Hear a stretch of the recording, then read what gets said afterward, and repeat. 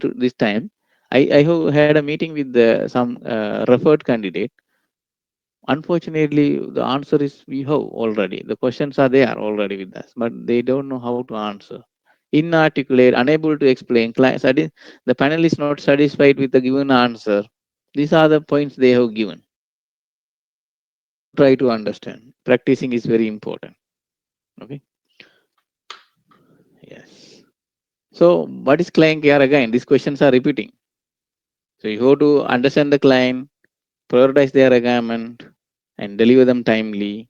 Okay. Then you have to have the client money and the complaint handling. So, if you do properly all of them, you can grow your business. Okay. So, that's the things it is repeated. I don't want to repeat. There are some link I have given to you. Just go through. It will give you some idea. Okay. I just put it for your reference only. You study all of my notes I have given to you, and whatever the guidance I am talking to you, it's almost you can cover. Let's say 90% you can cover. Why 10%? Still there are some update will be in the RICS website here and there. That's you have to be. So as long as you study, the questions are within our range. It doesn't come outside. But our objective not to just practice for a question and answer. No, don't do that one. You should have the basic knowledge. If you have the basic knowledge, nobody can attack you in a different direction. Some people are what they are doing, just remembering the question and answer, going for an interview. Okay. But in realistic, no, this is not what you really need. Actually, you have to have a thinking skill. If somebody asking different question, if you don't know how to answer, if you don't know how to think, that's going to be a problem. Okay. So how do you provide the good service to the client? Now, do you have the answer? Anyone? Try. You know this answer. Understanding client requirement, understanding the client feedback, and what is his like scope.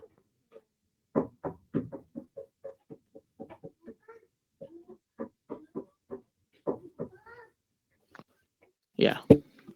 Time management, we follow the time management to deliver the project.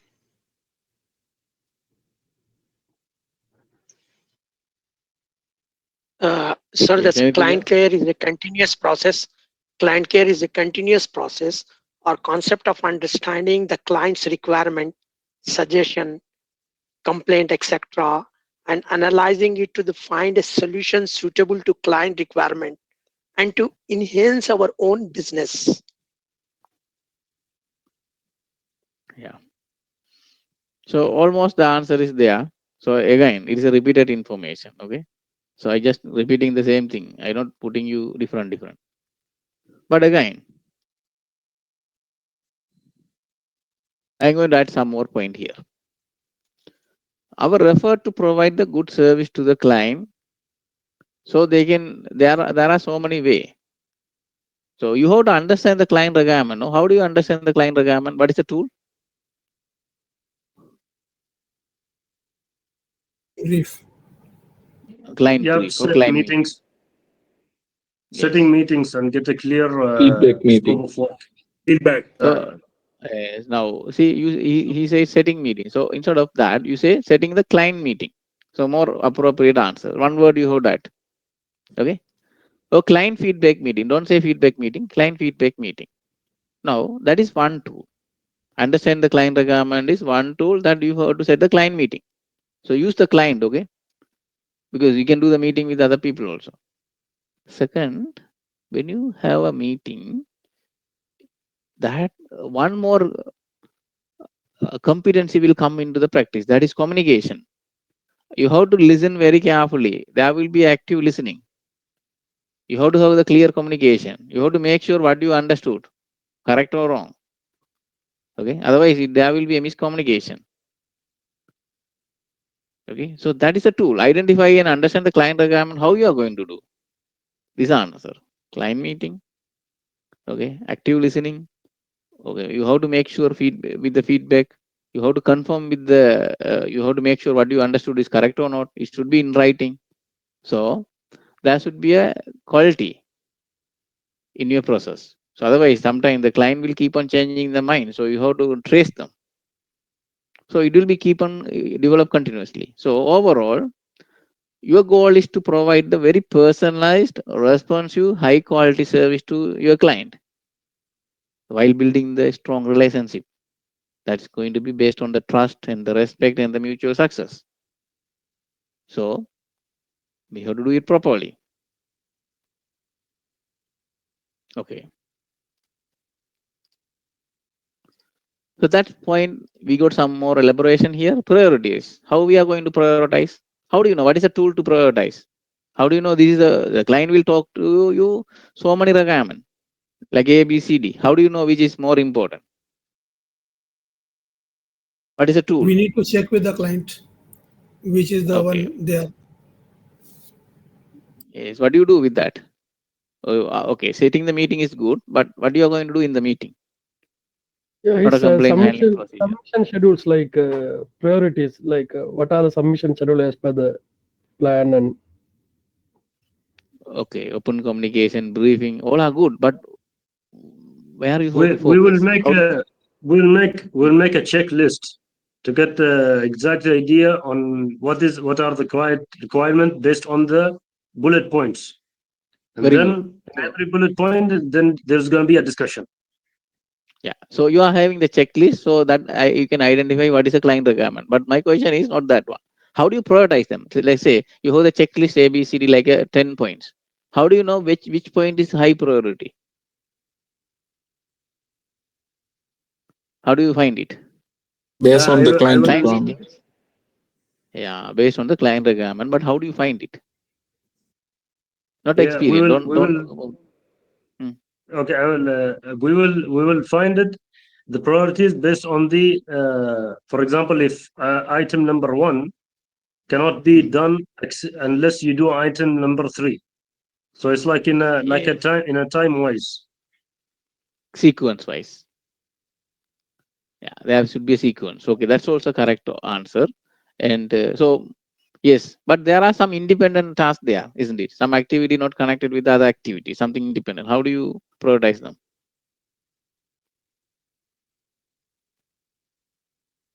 Based on the revenue, which is more is No. coming. Okay, so I will guide you. Okay, so what we do, this is a place so many people fail in the case study as well. How do you prioritize the client requirement in your case study when come to the key issue? Nobody answer that. Actually, you take the client meeting. When in the client meeting, you do the questionnaire survey. In the questionnaire survey, okay, you can ask them, mark your priority according to your requirement. So they can give it to you. So what is the tool? Client meeting. Under the client meeting, we do a questionnaire survey. So the client is the one giving the priorities. Okay, do you understand everybody now what I have pointed here? Okay, now yes, go ahead. Now, with regards to the questionnaire, now realistically, when we sit with the client, we brief him. We don't present a questionnaire. So it's questioning, open communication, as my fellows have stated. So are you saying that in RICS, the interview, they will be looking precisely at the keyword questionnaire, and they will disregard open communication? They will disregard communicating with the client. I mean, we base our answers based on our experience, based on the real experience that we get with our clients. And questionnaire is outdated. You know what I mean? Yes, but think differently. Now you are having the open communication, which is not written anywhere. How do you prove it later on? The client say, I didn't say this one. You may be misunderstood. Minutes of meeting. Okay, so in the minutes of meeting, there's another way. You might have the priority list again. Yes or no? You can ask the client during the minutes. You can ask the priority, which is high priority and the low priority. Correct. You either ask or advise. Correct. Yes. So this is one way. Okay, this is another way. You can say you can have that discussion, and you can verbally have the prioritize, and you can do this is another way. So the best way, questionnaire survey, because they can understand through the survey. The second way is like a communication. You are the client meeting. You can set. Now the follow-up question will come, either whatever the way you prioritize the client requirement. Okay, the follow-up question will come, what if the client priorities are not actually correct or it's wrong? You have to reprioritize in order to achieve them. Like say client setting the priority ABC, out of the ABC, client setting the priority C is the high priority. But actually, if you want to achieve the C, you have to do the A, then B, this should come to the C. You can't do the C first. So how do you rectify that mistake? Anyone have, do you understand the question first, everybody? Convince the client that is not practicable to be implemented on the project.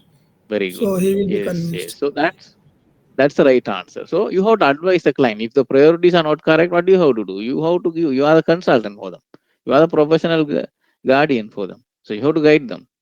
So don't believe all the time the client priorities are correct. Okay. Then again, if you advise them, you have to confirm them whether they understood and agree with you. Okay. Sometime, why I am putting this question, sometimes straight away the client survey, questionnaire survey, or client meeting records, not going to be helpful for you as it is. Sometimes there may be a problem where client doesn't know some details technically. So you have to now provide the good service. What is the key tools? What is the key tool to give the good service? Again, it is look like repeating, isn't it? Somebody try. Yeah, client brief is important to understand it and get it corrected. Then implement that. That will be giving a good service with a standard and What do you mean by quality good on service? time. Good service. Very Good good. service means Timely it and should then be meeting the required standards and on time and quality. very good. Get feedback, we understood, improve the quality of the service. So once you identify the source for, right, you have to improve them.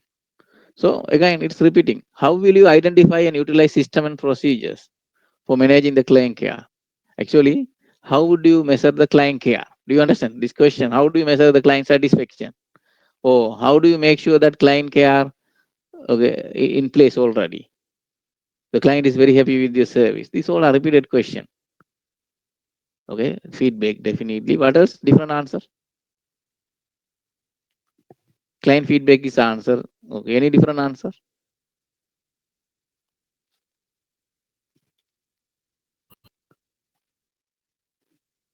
Okay, so see, we should have the complaint handling procedure. If you are not receiving the complaint, it's actually good, isn't it? If you really not receiving the complaint, it's actually good, but doesn't mean there's no complaint from the client. So we have to do the client feedback meeting. Sometimes the client won't tell you the complaint. When you go and ask only, they will give you their feedback. There you have the complaint. Right. So client monitoring now, the thing is, and quality assurance, client satisfaction questionnaire survey, client feedback meeting, lesson learned workshop, if there's any negative things. Okay. And you have to have the policies. So these are the tools that are going to help you to make sure the client satisfied. So service, review, follow-up call, right? You should have the metrics to measure the client satisfaction, complaint and resolution. How many complaint, how many you have resolved? You have to resolve the complaint with, to make this client satisfied.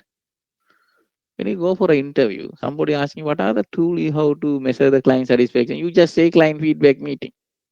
How many points I have given here?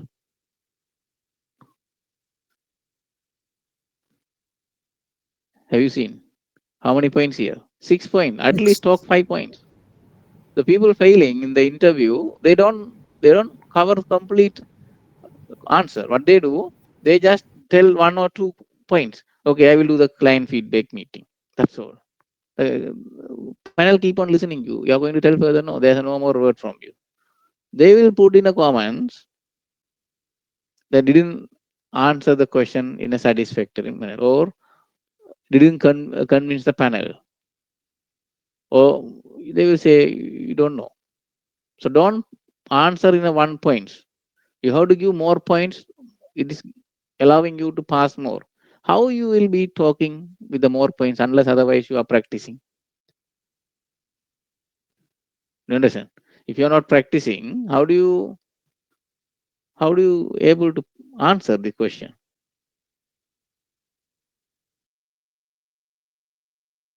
What I am saying to you, now see here, when we start the class, there are 85 students. Here now 94 without me.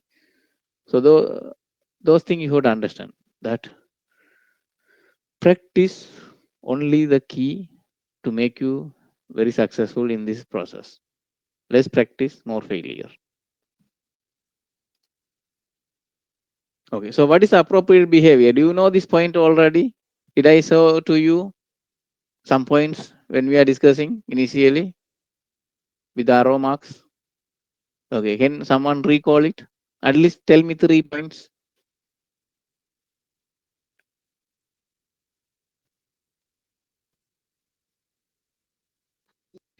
Building Client trust. Building trust, very good. Anything else? setting a realistic expectation and transparent communication, quality of outputs. Okay. Yeah. So behavior we said clear and transparent communication, honesty and integrity, set the realistic expectation, timely deliverable with the quality. Then apart from that one, remember there's a client money in the complaint handling process.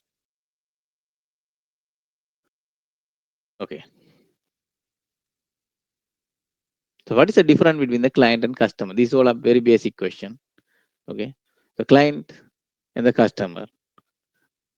Depend on the industry, this terminology may be not correct. But as per the RICS, this is what they think. Client is a long-term relationship, customer is the one who is buying the ready-made product. Okay. Is RICS perspective, no long-term relationship with them. Okay, now you are going to do a construction. It takes, let's say it takes a long period, isn't it? We say client, where you have the long-term relationship. Now, what about the company selling like mobile phones and laptop? They are giving warranties. Yes, maybe Yes, sometime warranties goes up to 3 years, 10 years. Now tell me you are a client or customer for them. customer. Yes, so they are customer. But again, we have the short-term business relationship or long-term business relationship? Long term. Long-term. So do you understand? So sometime the theory what we are learning for this perspective may be not accurate when come to the other industry. But just for RICS purpose, just try to understand. Okay, client here, long-term relationship, customer is short-term. So therefore, they are differentiating client care, customer care. According to the real world, both are same. But RICS, no, they say different. Do you understand what I'm saying here? So don't be just a book reader. You have to know what is practically happening. So everybody, do you understand what I said here? Great. So just practice for RICS with this perspective, but in realistic, no. It is other way around. So who are the client you dealing with? This we discussed, internal client, external client. Again, it's keep on repeating. So for you, you are a service provider, you work for a company. That company is your client. Okay, identifying the client. Now, how you are going to identify the client?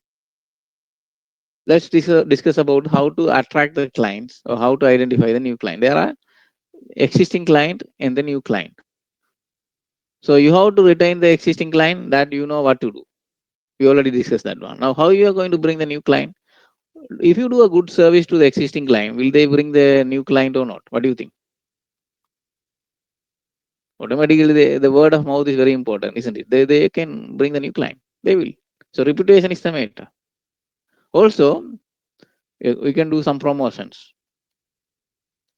So again, it is important to do a good service to the existing client that can bring the new client.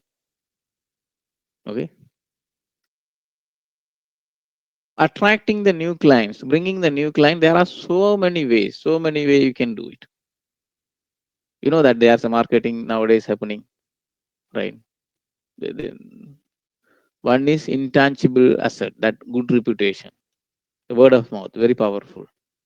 Okay, it can bring the client to you. Apart from that one, right, you can do marketings, promotions, so it can bring the new clients to you. Maybe you can offer something. Nowadays, there's so many companies are doing so many promotions. So to identify where the new clients are hiding, you have to do a research. Do a research on them, where they are, how to find them. You can do a client service. Why do you are doing the client service? This service will help you to identify what really you are going to offer to them. What really okay they need. Rather you create something and selling to them, you ask them what they really need and give them back. That's a good way. So the client survey will help you a lot. A networking event. Yes, so many business are doing the networking event. So there you can meet new clients. Okay. It's a company level. Now project levels, you have to know who's the influencer, decision maker. So if you know who's the one decision making in the particular organization, they can bring you the project. Right. You have to learn them. You have to learn them in order to deliver the service to them. Okay. Maybe the same client, maybe have the different branches, so they can bring the new clients to you. So be careful. Internal clients is more important than the external one. Okay. So understanding your client objective. Again, we discussed this one. How do you understand the client objective? Can you tell me few points? How do you understand the client requirement? You can set client meetings by questioning, making a questionnaire to know the priorities. Yes. I have to understand the client's objective. First off, about the company, what is their business? What is the type of business? What is the type of client? Then I have to check the key drivers. Okay, whether they belongs to private or the government. Okay, then I have to understand the stakeholder, their power. Okay, political influentials, all these things. Then at the individual stage, I have to understand the professional risk. Okay, how can we have to help them like that? Yes. So there are notes I am going to give you. Okay. So that you have to go through. You have to understand the client. There are all the information you already know. So just go through with that client care notes that I am giving you. Okay, through this material. So the name I have given for one file, client care, that file will help you. Now, what are the possible client objectives? There are QS perspective. If you talk about the construction perspective, our client objective is cost, time, quality. These are the thing. Okay. So sometimes the developers come with the marketability, whether or some people are come with the functionality. It depends. It's vary. So you should understand what is their objective. Accordingly, you have to meet their objective. Okay. So again, this is a repeated information. I don't want to repeat them. Okay. So it is keep on repeating and listening. Yes, there are three types of listening when you are meeting the client: passive listening, encouraging listening, active listening. So whatever the way, make sure you understood them. There should not be a orange confusion, right? Do you understand what is that orange?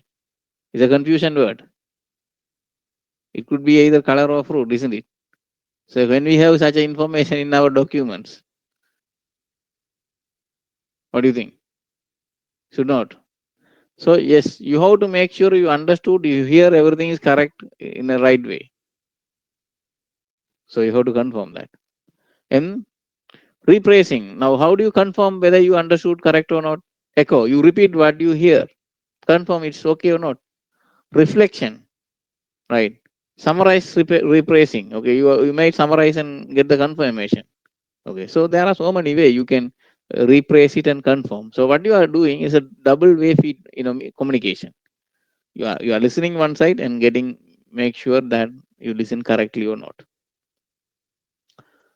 Again, this is all simple thing. I don't want to repeat. Okay, you just understand. I just keep on same information repeated way because you will get more knowledge. Now, when come to the client brief, regarding the client brief, if you are studying the design economic subject or if you are reading the NRM 1 or 2 or 3, which one is right version? 1 or 2 or 3? NRM 1 or 2 or 3, which is talk about the client brief.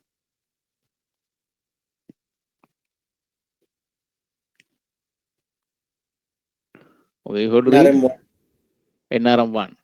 Okay, NRM 1, cost planning. 2, measurement. 3, maintenance. So just do the cost planning. There you have the client brief. There are so many points you can learn. You will be master in this client brief if you study well. So I'm guiding you where the informations are there. Okay. So you just read the NRM 1, just note it down. So there it guide you how you are going to do the client brief. Okay. Again, that I don't want to repeat this. We already discussed all of them. Now, appointment document means a consultant service agreement. If you are doing a service to the client as a consultant, one day you will be work as a professional consultant. So what are the documents? Like a condition of contract for them. You have to have the client brief. Then you have to describe what are the professional services you are going to offer. You must have the PI insurance. Then what is client obligation? What is your obligation as a consultant? And there's a limitation of the liability and the indemnity.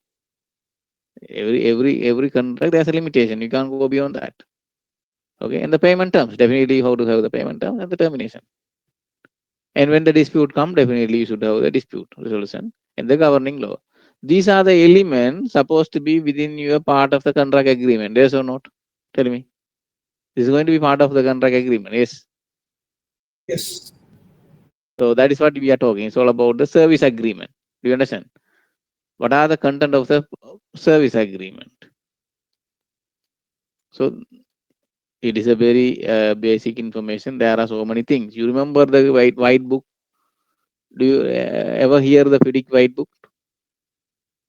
Okay, it is for a professional consultant. Okay, so I have already shared to you. If you already have the form of contract lecture note, it is inside. So go and read it. You can understand all the things. So not a 10 point, you can bring so many points. Yes or no? If you read that white book, how many points you can bring? You bring a lot of points. How many boilerplate clauses we can trigger from the white book? Tell me, how many minimum? I have given 10 number only, but how many minimum we can get it? Minimum. Easily you can go for a, how many number, everybody? No answer mean you don't understand. That's a realistic. You can go for 100 minimum. Believe or not, it's very simple. Okay. It doesn't talk about the variation. There are scope of work will be vary.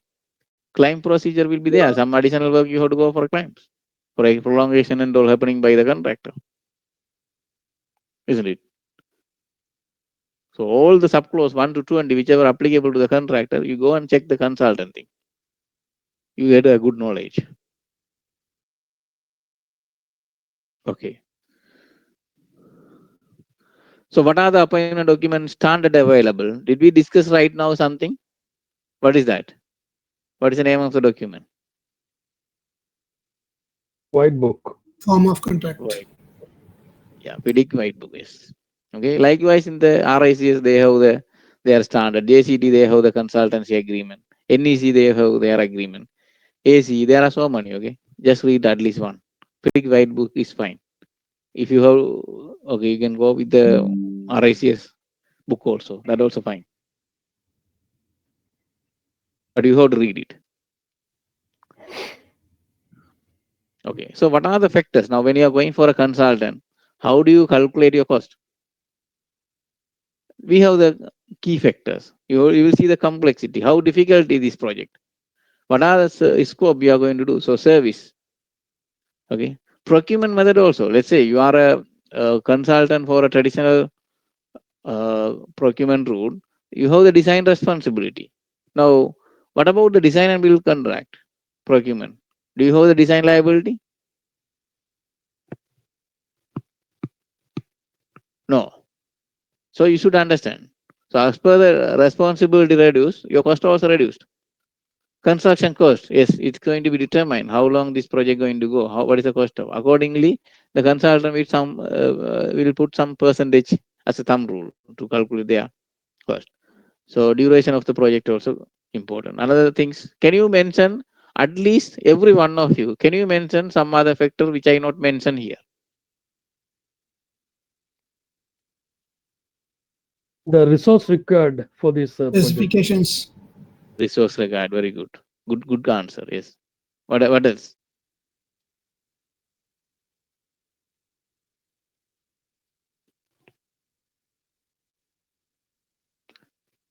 Yes, health and safety issues also. Yeah, some project we have that issues. Yes, true.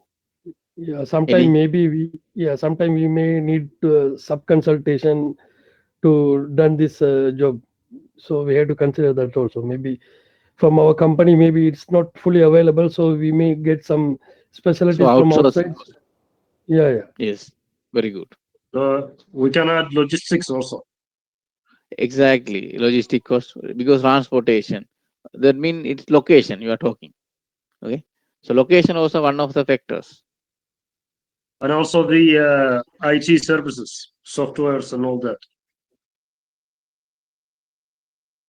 You can say, but it is not that much heavy. Okay, so you remember 5 points only I have discussed here, but there are so many points you can add. So what I want, when you are reading the reference material, please keep on develop it. I don't want you to just rely on these few points. You can, yes, definitely you can bring so many points. So when you go for an interview, I just give you the half information here, and I just left half information you to find, and you are just going to tell out of this half information, you are going to stop with the 1 or 2 points. Do you think you can pass? Definitely not. Don't even think. Okay, interview going to be failure. So how to practice? Now, respecting your client needs, the client will come and call you maybe in the midnight. Will you answer the call? Client asking, you are in a holiday, they asking the estimation. Will you give the estimation? RICS will ask you this kind of question under the ethics. Client bringing you middle of midnight. Will you respond to them? Or you are in a holiday, they asking for estimation, urgent estimation. Will you give them? Now tell me yes or no. No, Yes, We will we have to answer. give, but but I will No, try We to have give to give the we have to answer I will in a say no, diplomatic but I will way. say it politely. I have to say yes, but I will say okay. If they require any estimations, okay, within the night, then we can say okay, this is not the 100% correct. Okay, it's we can say okay. Uh, what do you? I Okay. forgot that Let me that put it word. in the different way. Okay.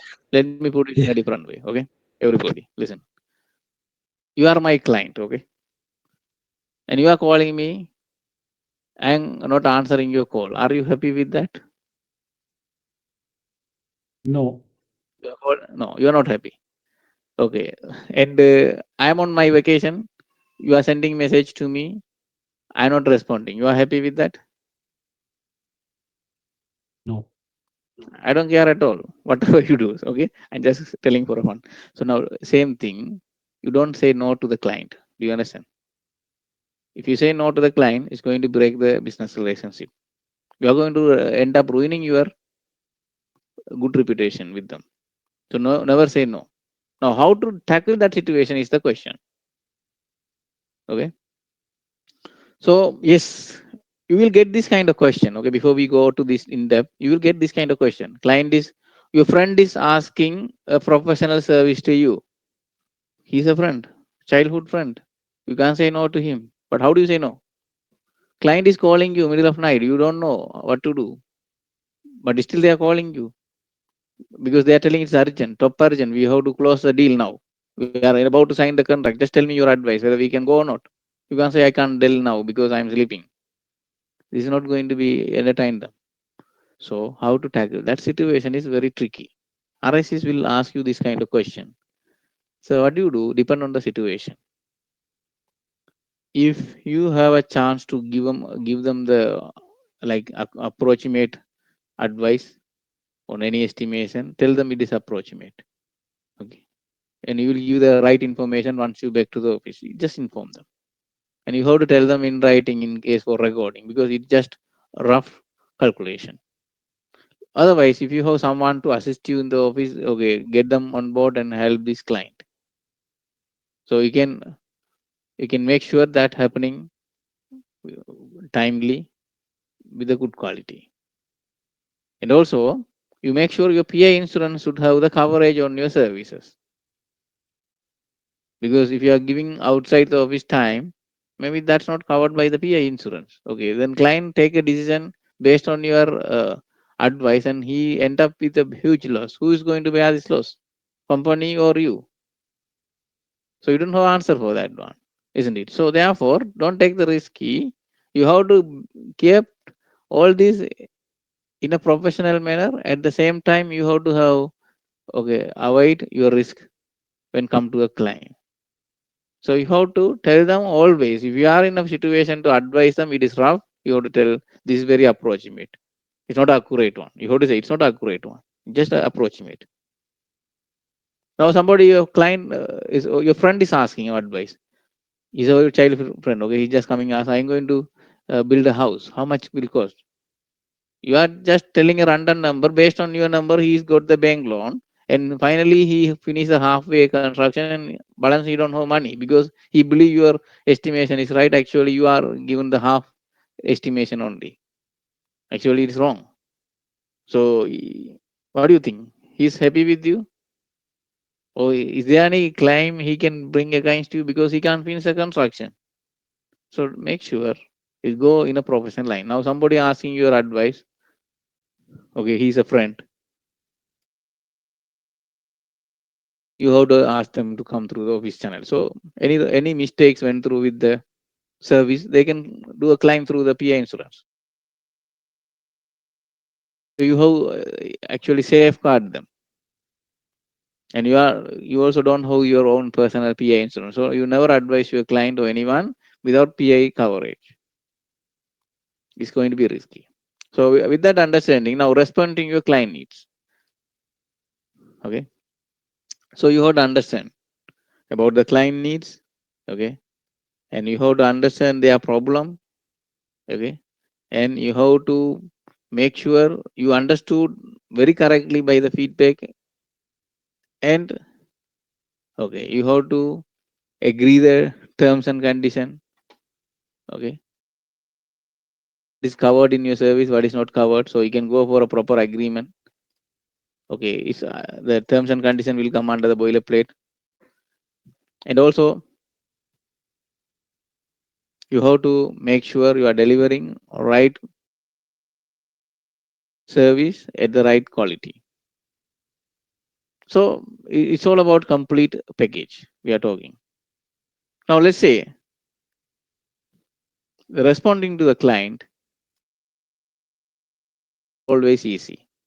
Do you think in the company, the client facing professionals, in every company, the client facing professional, they will keep the basic person or ordinary fellow? What kind of person they will keep in the front line? Can you justify? What kind of person the company will keep to face the clients? Experience and dynamic seniors. Okay, very Who good. can who yeah, who can communicate properly and who can understand his requirements, Very good. who can like Good communicators. Okay, very good. So smart and someone great in communication. Very good. Yes. So you people have a good understanding. Why it is very important? They are the one representing your company. It's very important. Okay. So one second.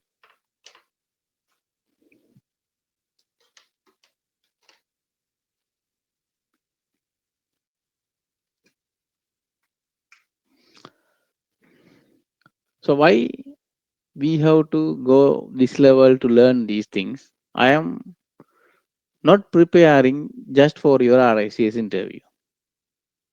You understand? It is not my objective. It's not going to work for you, for sure. Pass the RICS in a two-way, like a PMB exam. You know what question they can ask, you know what answer you have to tell, then you can pass the interview. Is it going to work for you, do you think? Is it really going to work for you? Maybe little bit, maybe you can go for an interview. This is not my motto. I want you to think in a way I'm thinking. I want to clone my knowledge to you. I want to copy my all the experience to you. And I want to make sure that you can do a better job than others. So there will be a time I'm expecting soon. The RICS members will be saturated around the world. It doesn't bring what client really needs. But what we are going to do as a small team, one day, you and me, going to have our own team, there we can exceed the good quality than the other RICS members as a one team, which is QS for QS team, with the high caliber, and we can make sure we can do a better job than others. You are not just a parrot to remember the question and answer. You have to think and you have to deliver the task. So that's what I am building you. This is what my objective. Are you clear what I am saying here? So to achieve this objective, I need your cooperation. So are you all ready to cooperate from the next lesson onward? Okay, good. Yes. We will plan it better way. Okay, don't come and attend the class. It will be boring. Okay, if you don't actively participate, if you don't actively talk. Let's say the people are talking in the lecture, they're learning 10 times better than the person who's not talking, who's not actively listening or engaging with me. Do you agree with me? Same class, same lectures, same thing, but learning capacity is different. For example, you can't compare the people who is talking now. That knowledge is, you can't compare with your knowledge. They have more knowledge because they start to think, they start to practice. So they start to develop them. Whereas you keep silent, you don't be shy. Here, everybody here to learn. Nobody going to criticize you. Even your answer is not correct. But you are putting yourself a room to keep you in the same level. That's you don't do. Okay, so next class onward, I want you to practice actively, and I will make sure we will limit the attendees in the lecture. So we limit the attendees. We don't want everybody to come here. So that will be more interaction. Then, yes, I am trying to deliver my best service to my client. So what are the circumstances? You need to collect the data from your client. Yes, there are so many ways you have to collect the data. So when you go for a client meeting, yes, you have to collect the data, or any client needs, you have to collect the data. Any complaint come, you have to collect the data. Any client money, you have to collect the data. You want to go for a feedback, you have to collect the data. So there are so many ways. One circumstance, you will collect the data. Tell me at least one situation you need to collect the data from the client. Every one of you, one situation. At least one, not from this list.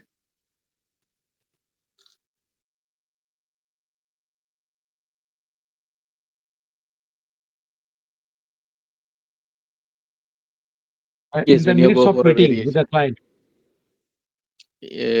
No, minutes of meeting, once you collect the data, is a one of the report that reflecting what you have collected.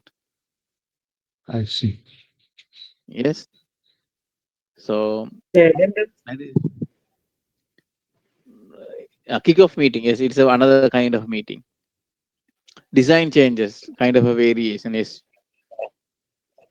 So yes, there are so many situations you have to meet the client to get the detail. Let's say the RFI, request for information, you are going to collect the detail.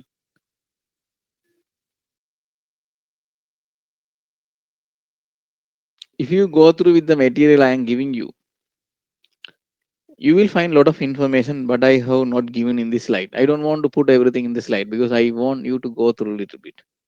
But I'm trying to develop the knowledge that you can get it. So how to build the trust with your client? How do you build the trust? What is the tool we have? Telling him so many lies? giving the fake promises, timely deliver with the poor quality? What do you think? You can build the trust. So what do we have to do?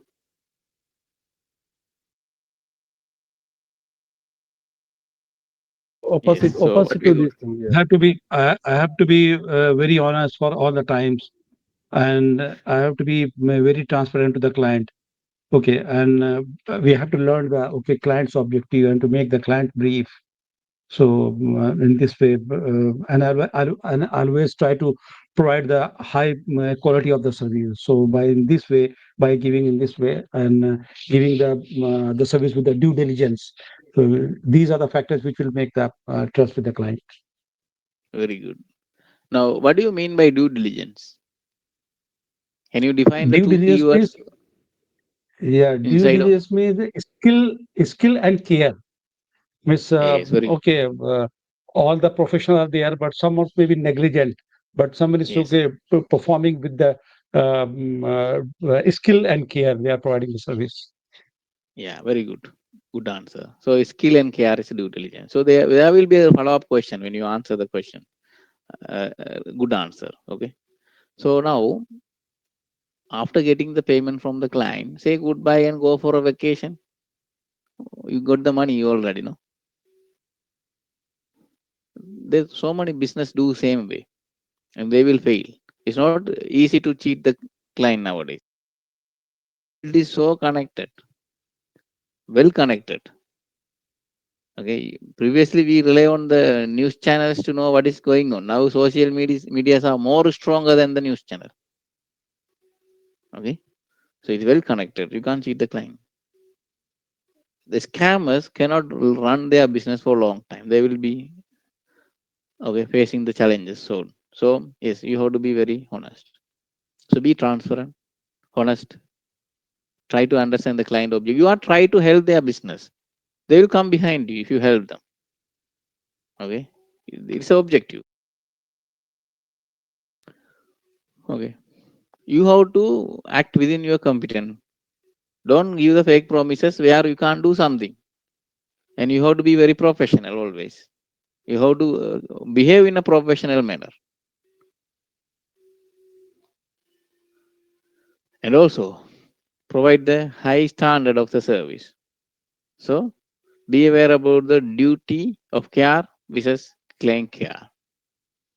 Okay. So when will you not accept to do a client service? When you decline to deliver a service to the client? Any chance? Sometimes you don't want to give the service to the client. In which circumstance you will do? Beyond competency. Beyond the competency. Very Yeah, good. when it is So which out is of the not control and when it is not covered the PI under the PI, then at that time we can deny. if it is not covered under the PI, maybe you can update the PI and you can deliver, isn't it? It can be priced under the variation, all these premium cost. Say sometimes you don't deliver the If it service to the is, client if yeah, it is within not your competent area of practice, if it is or if it is not a with go outside the if it is outside the ethics. ethical, yeah. Yeah, it is not ethical practice, don't do it. Okay. It And is not there. illegal also. Yeah, illegal. Yeah, we don't do. Okay. So yes, we have to have a good understanding that we are a profession. The professionalism will develop through a good reputation. Reputations, if you want to gain, there are so many key tools we discussed today. Okay. Now, loyalty, okay, repeated business. Okay, so again, these all are repeated things. I don't want to repeat again and again. It will be monotonous. Okay, so just I am leaving this. Due diligence we discussed. The two key terms in the due diligence. What is that? Do you understand that? What is the key terminology here? Skill and care. Yes. Yeah. So these two terminology very important. Okay. Otherwise, you will fail this. Say sometimes the assessor expecting the keywords from your mouth. How you will tell them without practicing them? Say somebody is telling meeting. Okay, just meeting. I said no, client feedback meeting. So this is how I can rectify your mistake. Do you understand? Then next time you will not tell that word because you remember I have corrected. Same way, if you are telling the wrong answer, let me correct it. Voice is not clear. Can you confirm? Everybody, am I audible? Yeah, well audible. Yes, audible. Okay, good. I can build you your knowledge 10 times much better than this classroom if we are meeting in person. But unfortunately, there's no way. We all are located in a different countries and different location, right? Where are you all now located? Just say your location, city. Just say the city.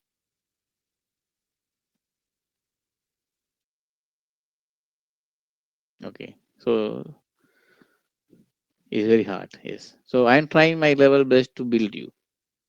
Okay, just cooperate. We can either you get MRICs or not. That is one go. You will make it, but you will be a very strong person in the knowledge. That's what I want. Ethics is very important. Do you think ethics, what we are going to learn in the next class, just a theory? It's like acting, big actors nowadays. Okay, what they do, they just remember what ethics was described in the RICS website, and they are trying to pretend they will do everything according to that. Is it really worthy? What do you think? Why ethics very important? Why RICS say ethics fail, everything fail? Say you competently or every competency you answered well, but ethics fail. They said no more. You are not going to pass this RICS. Why they are so serious with ethics? Ethics is a key knowledge, key points for the QS. For example, this is very basic. How to tell this? Basic requirement for the professionals. Okay. Let's put it in a different way. Ethics is the right things to do, isn't it? The moral value. If somebody doesn't have the good morality or good value within them, great liar, he will do fake promises. He is not a respectful, polite person to deal with. Okay, such a rude behavior. He don't do due diligence. Do you think anyone in this world willing to go with them? No. So it's like you have a very good knowledge doesn't mean you will be appreciated in the industry. Okay, ethics is very important. It should have in your blood. If you are not a real ethic person, you are not going to make it happen. You understand?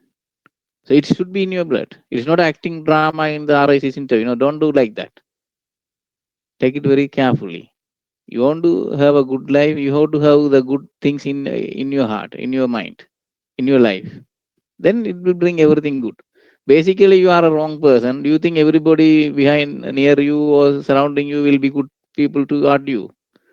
Let's say the aggressive person will end up meeting with another aggressive person.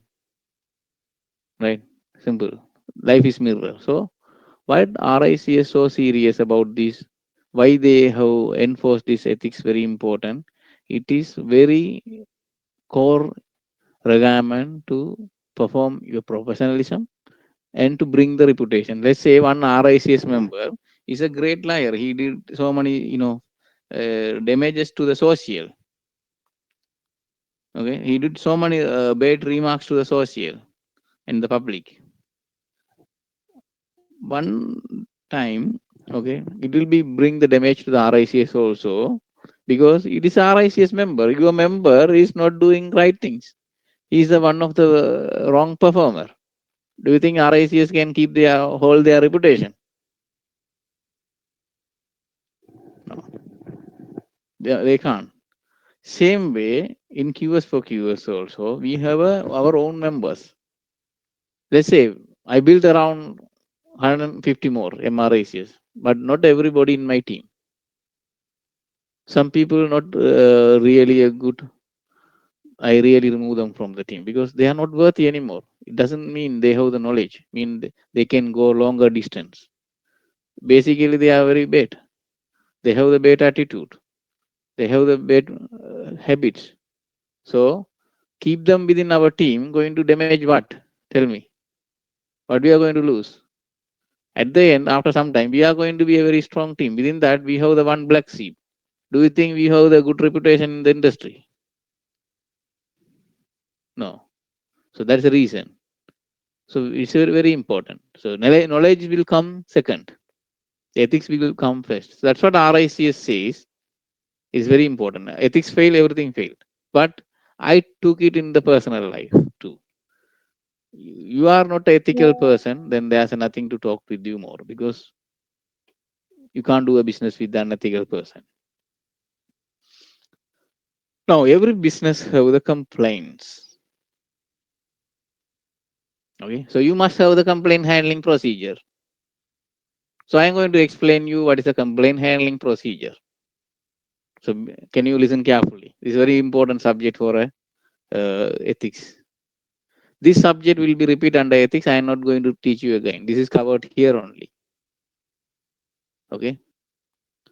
So what is a complaint handling procedure? First understand complaint. Expression of dissatisfaction is a complaint.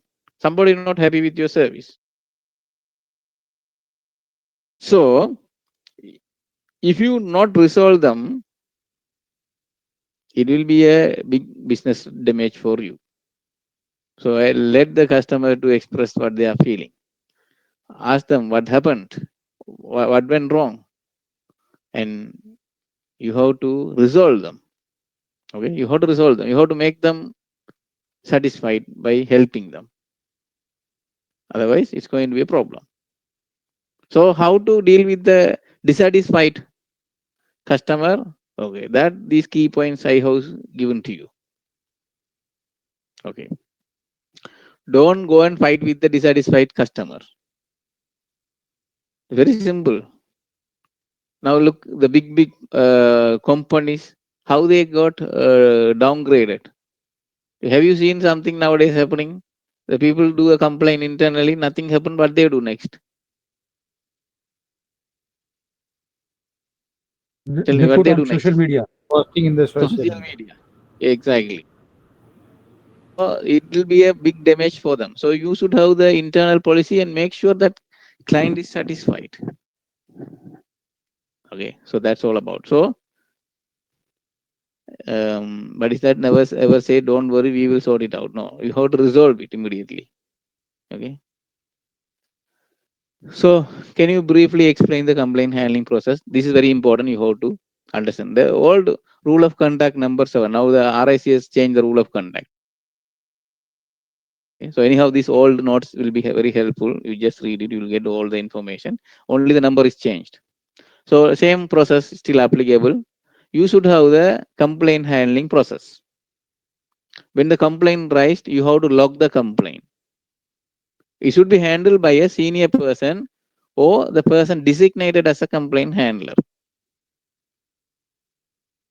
Or yourself if you are a sole proprietor. Say sole practitioner. If you are a sole practitioner, you have to handle. Now, RICS may ask question, what are the situation you must handle a complaint by yourself? What is your answer? What are the situation or in which circumstance you must handle that complaint by yourself? Sole Not by practitioners. the senior person or designated complaint handler, but if you are a sole practitioner, yes, you have to handle the complaint. So this is a question they will ask you. Okay, many people don't answer because not even focus. Now let me ask you: the people are coming and going in this class. Do you think join by the 8:30 and leave by the 9:30? Is it going to make any sense to them? No. Low voice. Okay. Can you hear now? Yes, Okay. yes, we can hear it. Fine. So, yes, you have to understand. If you are a sole practitioner, you have to handle the complaint by yourself. Otherwise, which other people can handle the complaint in a company? It should be a senior person or designated as a complaint handler. Okay, that's you should answer. This is a part of that. Okay, then you have to address the complaint timely. You have to acknowledge the complaint and you have to respond them. RICS say within 28 days they will respond the complaint. Can we do a small test? Are you all ready? Do a complaint handling. In the RICS, we have the complaint handling procedure. Go to the RICS website, raise the complaint. Let's see how they react. You can comment whatever the things you feel. Okay. Can we see how many days they are responding? And are they really following the process or not? Can we do the test? It will be practical example for you. How many days they say they have to respond? And within how many days they have to resolve? Can you do that practical test? It's your call. Okay. But in realistic, yes, every company must have this process. If company cannot handle, then what is the next action? It will go to the third party. Okay, it's a redress scheme. Somebody asking what is a redress scheme mean? You should answer. It's a third party who can handle the complaint on behalf of a company. But why the client should agree with your third party? If you not resolve the complaint, I will go to the police or court case. Why should I go with the redress scheme? How do you then talk to the client? How do you make sure that they will not do such activity? You have to convince them, right? You can't force them. If they are going to go for a legal action, they can go, but you have to convince them. It is convincing skill. It's all about communication. So you have to communicate and negotiate your terms. Okay. If the complaint raised, you have to inform the PI insurance because it's a claim. They have to be notified. There's RICS guidance note, so you read it. These are the information you have to understand. So they will ask you the question, maybe what are the redress scheme RICS have in their website. So you might have their company names and all. Okay. So complaints. If the client not happy the way we handle his complaint, what would be the next action? We just discussed. What is that? What is the keyword? Redress scheme. Yes. But if they are not satisfied to go with the redress scheme, what do? They say no, we don't go. No termination. I just told you the answer. No. I will repeat. There are redress scheme in the third party company. Keep everybody mic mute. And after answer, just mute your mic. Okay, don't just keep open. Now you want to bring them to the redress scheme, but they say no, we don't want to go your redress scheme. That third party may be biased to you. Whoever you recommend, that is we don't want. So I want to go to the litigation or police. Okay, I'm going to complain in a police station about your problem. So what do you do next? You have to convince them. That's what I say. We'll try to convince them and report to the PI insurance. Exactly. That's what you need to do. Don't encourage them to go. Okay. You have to convince. This answer they will be expecting from the interview. Now, after you and I discussing, so many people are not answering correctly. Right? You should carefully listen to this. Yeah. So measuring the client. Yeah, go ahead. Actually, can you little bit elaborate regarding the redress scheme? Redress scheme. Okay. Redress scheme means, let's say any complaint come to a company. Initially, the company senior profession who designated as a complaint handler, or if you are a sole practitioner, then you are the one going to face the complaint and you are going to try to resolve them. Let's say you are unable to resolve the complaint, and the client, or you are given some resolution, but client is not happy with your resolution, then they don't want to follow your advice. They want to go to the litigation and okay or arbitration. What do you do instead of go? There are third party companies. They do a redress scheme on behalf of you and the client. They will listen the problem and they will give you the resolution. So why they do? Because if it is go to the legal issues or something publicly, it is going to be a bad reputation to the company. So better to resolve those issues within your boundary. So this redress scheme trying to act in a way to protect your business reputation at the same time to help the client who is not happy with you. So there are a number of companies available as a redress scheme. It is available in the RICS website, also in the book. You have to go through them. Is it clear now? Yes, thank you. Yeah. I will be go a little bit 30 minutes more. Is that okay for all of you? Let's finish this today. Because I was explaining a little more and it takes a little time. Okay. So client satisfaction. I don't want to repeat this. We already done. Okay. So you can follow this. Now let's learn about the client money. What is client money? Whichever the money not belong to the contractor or consultant is called client money. So how the client money come? Like they put the deposit. So I rental, service fees in advance. Okay. So the client money is the money not belong to you, but they have given to you as advance or deposit for the business. Sometimes arbitration fees they pay in advance. Okay. Or advance money which is given to you is that this is not belong to client. This belong to the clients. So how to handle this money is a client money handling. Are we doing this client money handling in the Gulf region? It's happening mostly? No, we don't do. Actually, the client keeping the contractor money, no? He's not giving the contractor money in advance mostly. And he's paying after certified date expired. Mostly it's happening. Payment delay is the big problem everywhere, yes or no?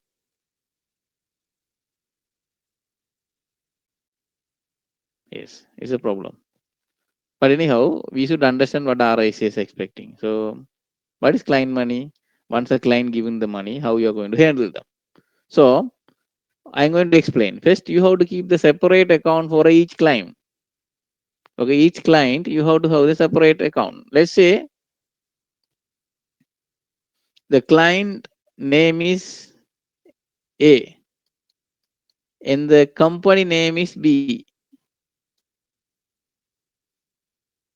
How do you open the account? What is the account name will be? Under whom you are going to open?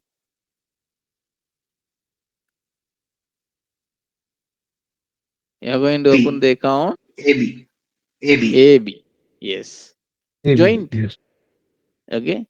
So separate the account with the client name and the firm name. So client name is A. Okay. Company name is B. The account name will be AB. Now company account is there already in a bank. That is number B. Just a B. But if it is AB mean, what is that meaning? It is not a client company money. It is a belong to someone else. Do you understand? That's why you have to open the joint account. Very good. Now, when you open the joint account, you know what is the terms and condition normally. So once you open the account, you have to inform the bank policies to the client. You have to appoint the one person to handle the client money. How many person? I said designated person to handle the client money. RICS say only one. I have one question here. That designated person who authorized to withdraw the money from the bank, take all the money and run away. What do you do next? You got my question? It's a risky, isn't it? Not three. There's no three. Only one RIC suggests. It doesn't say three. So that one person take the money and run away. What do you do next? You have to understand the question first. You have given the authorization to take the money. Yes. Say client request to take the 10 million. Based on the client request, he withdraw the 10 million, but he took it away. So what do you do? There are shortfall. PA insurance, no, it is not under the service. PA insurance don't cover that. Think about it. Mr. Manas, Yeah. Tell. What is that? I have one question. In ethics, I have gone through. No, no, let's finish this Uh, question, then we'll go to your question. Yeah. okay. Yeah. I'm waiting for this question answer. What do you do? Yeah, actually, for that, the designated person, if the company is if the companies did not allow the exit permit, they cannot escape. In UAE, we don't have the exit permit. So what do you do now? Every country have their different policies, no?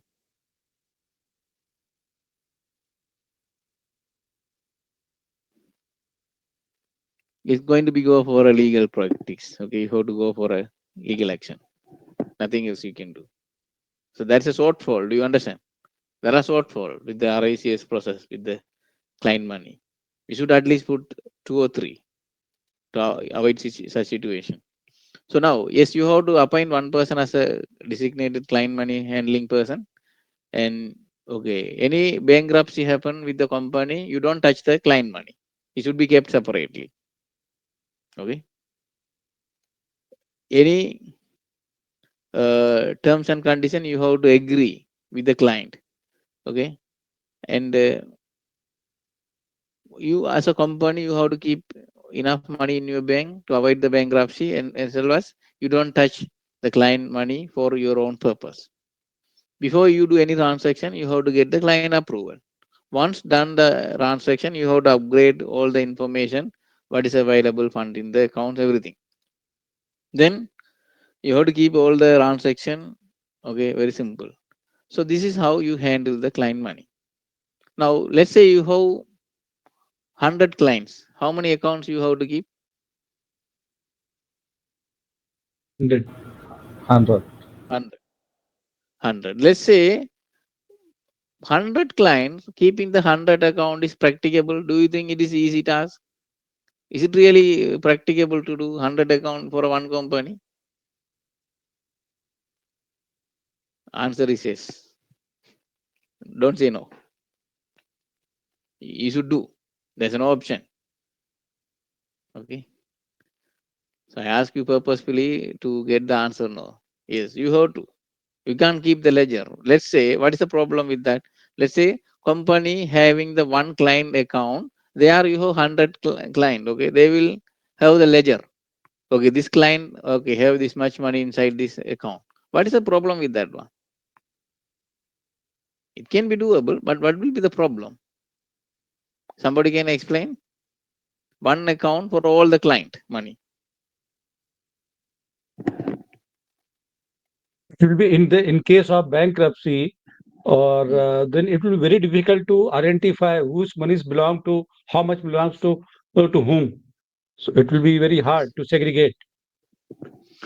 Yes. So in case bankruptcy happen, if you have individual client account, bank know this money is not belong to you. For it is belong to that particular client. They will ask them to take the money. But if you have 100 clients' money in a one account, bank cannot trust your statement. They will get confused. They don't know to who they have to pay this money. So it will be messed up. Yes, Sajid, you are asking some question. Go ahead. Yeah, Mr. Manas. Mr. Manas, I have studied in the ethics, client's money protection scheme. In that protection scheme, okay, any losses, okay, can be reimbursed directly, okay, by the RICS regulated forms. And this is done through the RICS, this insurance. So I just want to relate over here. It is not conflict over here, contradictory, because here, there they have giving the insurance. Through the insurance, they are giving the. money Send to an email client. to RICS. Ask them, if I take your insurance, I have the company. Ask them, if I take your insurance, if somebody take the money and run away, will you reimburse?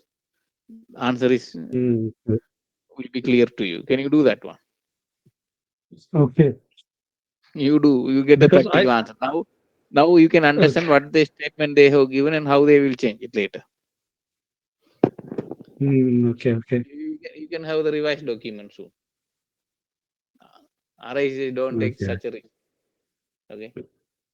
Yeah, because I have studied it. That's the reason it flashed to me. That's the reason I asked this question to you. That's what you send an email, get the clarity, and report to me what they Sure. say to you. Okay. I will Sure. wait for Okay. that. Okay. Okay. You will get the right answer. Yes. Yeah. So yeah, there are shortfall. Okay. There are shortfall. Just be careful what I am saying here. RIC is doing business. Voice is not clear. Am I audible? Yes or no? No, it's okay. No, it's okay. Okay. So RIC is doing business. They don't do a business where they can have a losses. They are not such a firm to take such a risk. They are not an insurance company. So you have to clarify them, and they have some limitation for this. So can't you open one account for all the client to maintain the ledger instead of having the individual? I told you the answer. Okay. If you have 100 client, okay, do you operate separate account? Yes, even 1,000 client also you do the separate account. What difficulty doesn't matter. Now locum. Many people messed up with this question. Locum for whom actually? Company or sole practitioner? First you have to understand this question. Locum mean what? Somebody in your absence, either you are going for a long holidays or you are in a ill, you are not going to be continue your service, or you death. They pay to you already.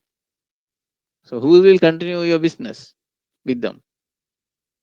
Once you are in a long holidays or you become ill or you dead, who is going to do that? That is called locum agreement. So this locum agreement for a company or sole practitioner?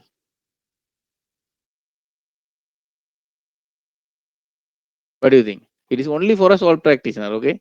If you are working for a company, okay, you are going to go for a long vacation, okay, how do you find the locum? If they ask you this kind of question, what is your answer? You are working for a one company, you are going to go for a long vacation, how do you arrange the locum? What would be your answer? The company Not can RIC. have the replacement. If I'm working as a QS and I'm going for the long holidays, the company will bring to another QS in place of me for that period. That they will take care, isn't it? You don't need to talk about the Yes. locum here. That's all. So Yes. don't get it in the trap. Actually, they can test you whether you really know who's can appoint the locum. It is only for a sole practitioner, okay? Not for a company. Yes or no? Yes. It's only Yes. for a sole practitioner. If you are working for a company, you don't do that one. Going to hire a locum before you going for a vacation, since you are working in a one company. Are you doing that one? No, you don't do. So locum agreement, okay, there's a nature of appointment. When this locum going to become, okay, then he must maintain the confidentiality of the firm. There should not be a conflict of interest. How much we are going to pay and the agreement, how much duration they are going to work for you. All the things should be there in the locum agreement. Okay, establishing the RICS firm. Did we discuss something about this? How to establish a RICS regulated firm? Under which subject?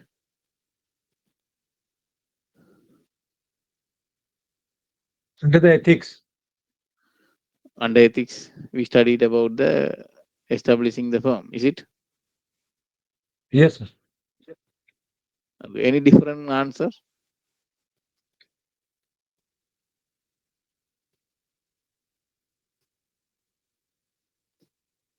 Any different answer? Where we studied about how to establish RICS firm?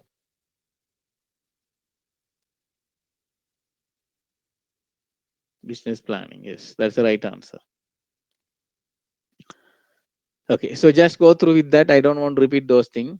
Okay, KPI, key performance indicator. I don't want to go. This is people nowadays very well know. Every company have the KPI. If you don't have the KPI in your company, what will happen? Tell me. Just one answer I want. If you don't have the KPI for any staff, any team, what will happen? Company will collapse Yeah, immediately. you can't expect any performance from them. They will be idling. Okay, so yes, it's all about KPI. You just do a self study because this is nowadays very well known terminology. Okay, what is KPI? Why we do the KPI?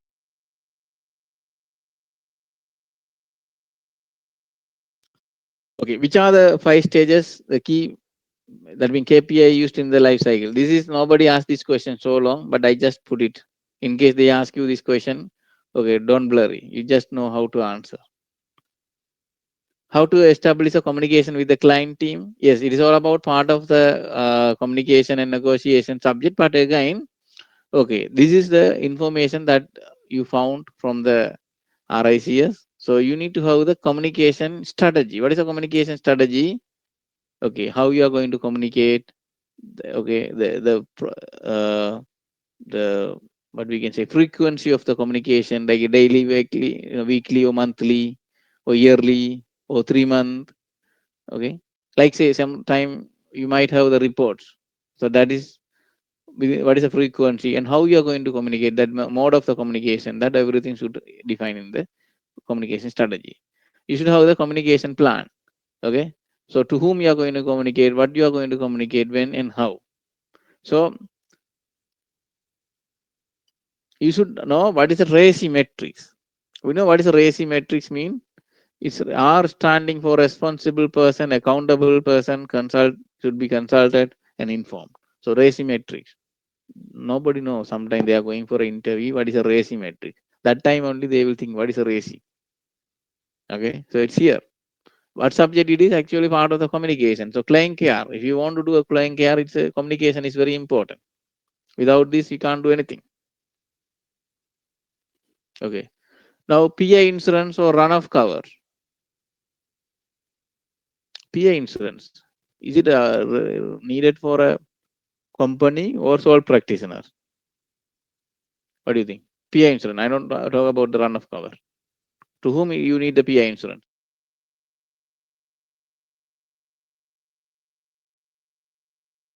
For the company. For both. Everybody, can you answer? Both of company.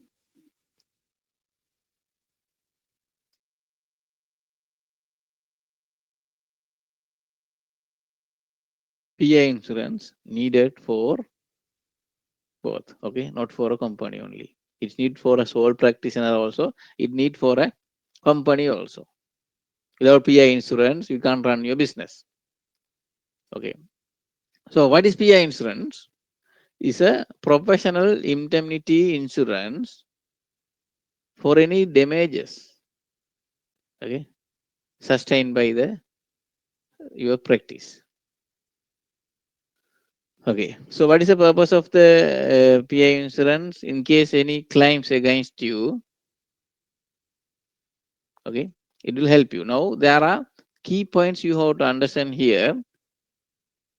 Any damages or losses suffered by the client due to one keyword: negligence, omission, error.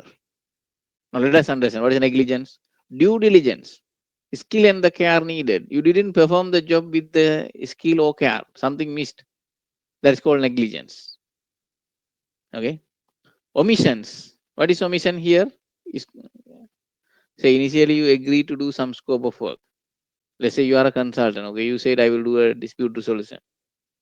I will do a mediation. I will do a arbitration. Later on you say no, I don't have the people to do now. I can't do the service. Now the client need to find another one. It will be costly for them.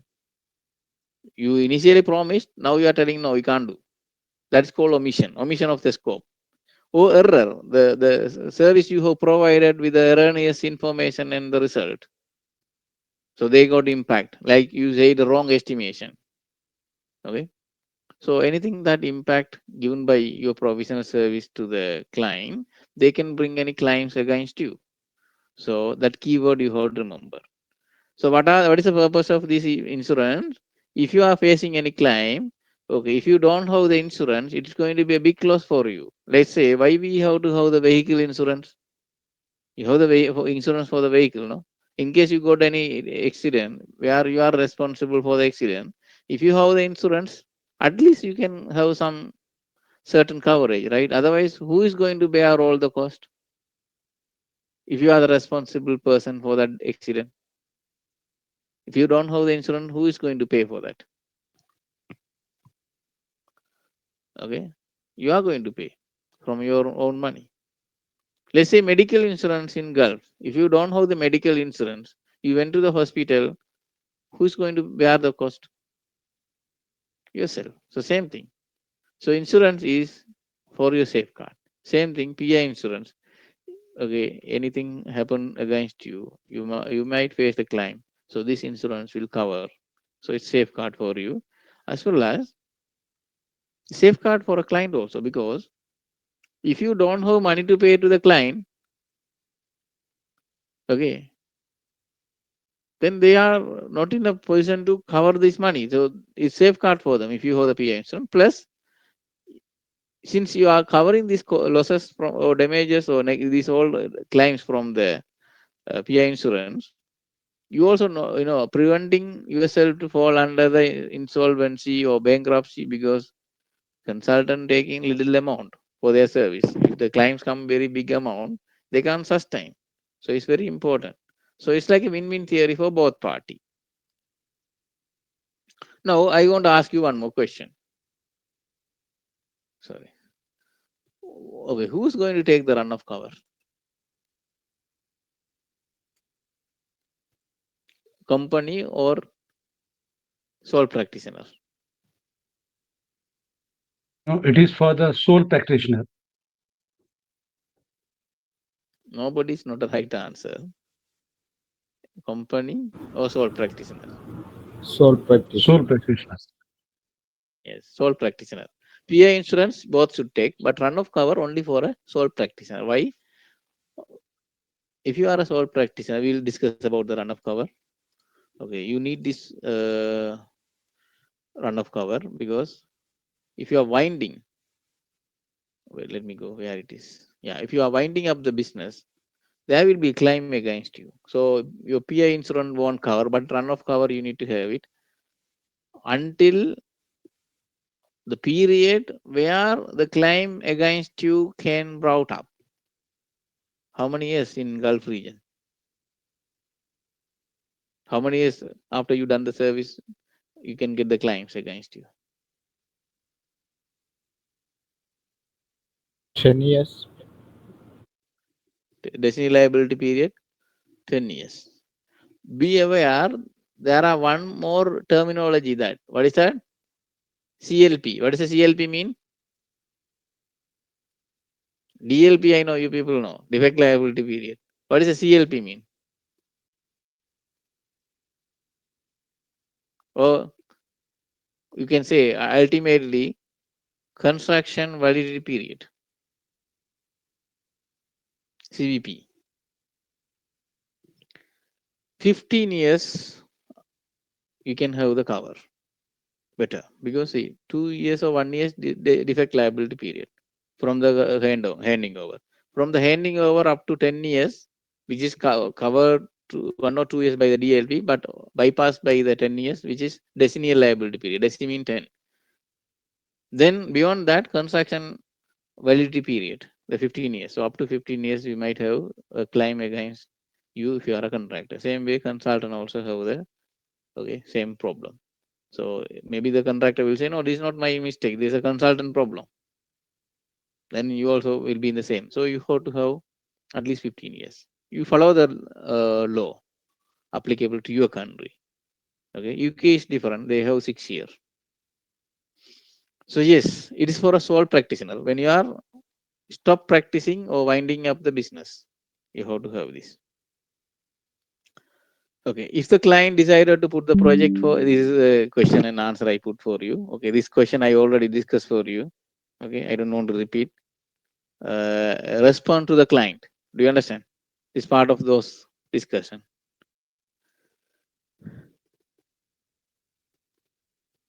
This all I will skip because you can understand this.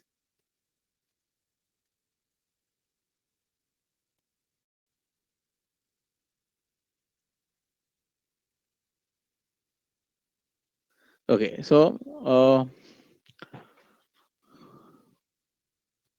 run of cover, make sure you understood it is only for a sole practitioner, not for a company.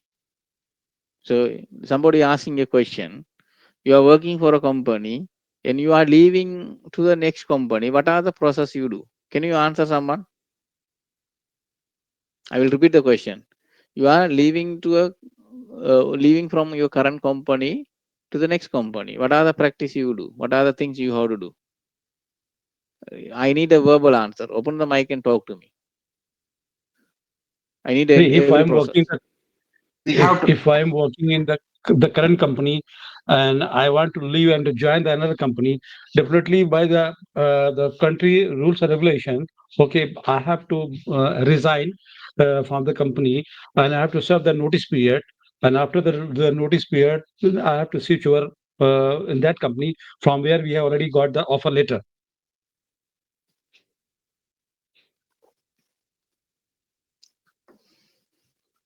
You didn't talk about the handing over. How do a proper handover? It's Yeah. yes, The answer is yes, yes. so you took notice period. That's Yes. good. You have to hand Yeah, over. yeah. That's good. And you have to join the other company. So that's the right practice. Okay. So somebody trigger you. What about your locum? What about the run of cover? Don't be in trap. Okay. Don't be in trap. You don't do that one. Okay. Now let's understand this one. Summary of experience. Okay. Let's go to the level 1. Identifying the client behavior that's appropriate. What procedure to manage the client, and what are the situation we are going to collect the data, and how to identify the client needs. Do you understand right now? These are all keywords we discussed. Are you very comfortable to write something about it?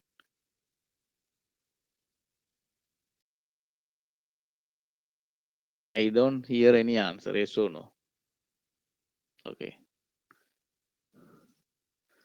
Okay. So here, what is a client brief? Read the one book I was referring to. What is the book name? To learn more about the client brief. NRM 3, isn't it? NRM1. NRM1. NRM1. Very good. So just read that one. Okay. Define the scope. This all will cover. Okay. How fees are established. We discussed this one. How many points we discuss under this? What are the factors? How many points you have to answer? How the fees are established? Tell me how many points. You can go up to 10, yes. But in the notes we have only 5. Okay. Use of standard form. What forms you are familiar?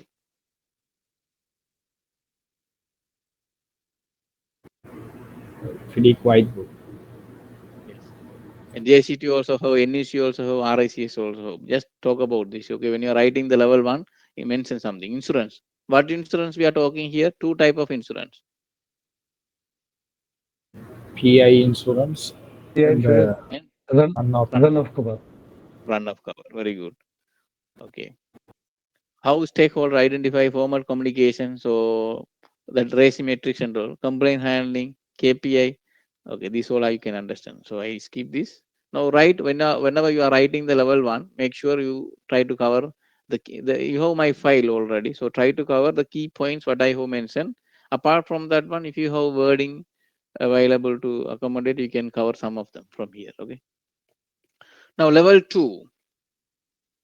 Establishing the client objective, client brief, scope of service, fees. This all, if you say appointment document, communication, reports, complaint, KPI, all thing. Okay, we covered. So these points you don't need to cover everything.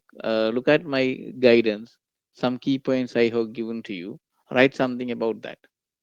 Okay, it's a level 2. Don't write level 1. I know how to resolve the complaint, how to do the complaint handling. Is it the right way? Or you are going to put the scenario and you are going to explain how did you did that job. Make sure, okay, you reach the level 2. You have to write the level 2, which is doing level. Okay, so that's the theory, and that's the way.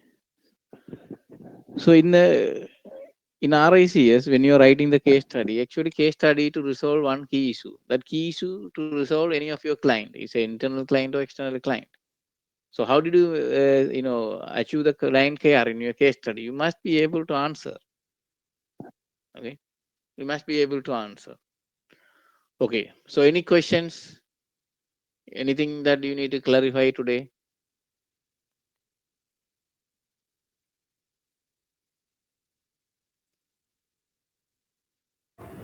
Regarding the locum agreement, the, Hmm. the period mentioned, it's a 1 month. Is it standard? What period mentioned is If a where it is? person if a Okay. person is going for a holiday more than 1 month, Yes, long holidays. Long holiday, yes, you need it. yeah. Let's say, So it's the 1 month is a standard. no, it depends on the client agreement, no? Because let's say, I will put you in the mute. I understand his question. RIC suggests more than 1 month or long holiday, it says. But in come to the real business, it is sometime even 1 week also sometime big impact to the client. Okay. So it depends on the business nature also. If you are going for a vacation, there should be a replacement to continue your task. Okay. So RIC standard one side you have to follow, but at the same time, the real practice, okay, this is the terms, okay, the duration, everything will change. So it is subjective. You understood or not? Yes, but the RICS standard is a 1 month. Am I right? 1 month, yes, yes. RIC standard 1 month, but it is subjective. Maybe if you have the business which is can impact 1 week also, then you have to have your terms which is 1 week. Okay, because some business you can't say if you are going a vacation 1 month, okay, no impact to the company mean what? Actually, your role is not really important to the company. Other way around, okay. So sometimes 1 month is not acceptable to any client. Sometime. So one side you know what is RIC standard, other side you should know what is the real practice. So if you are a sole practitioner, you just leave the client for a 1 month and coming back and continue. Do you think your client is happy with you? Definitely not. Definitely not, right? So what we do here, look, you understand what RICs expect. At the same time, you understand what's the real business world look like. So both are different, isn't it?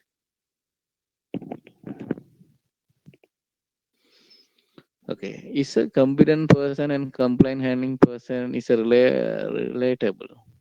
No, the person who's handling a complaint, he should be a subject knowledge person, and mostly is a senior staff. Okay, any questions?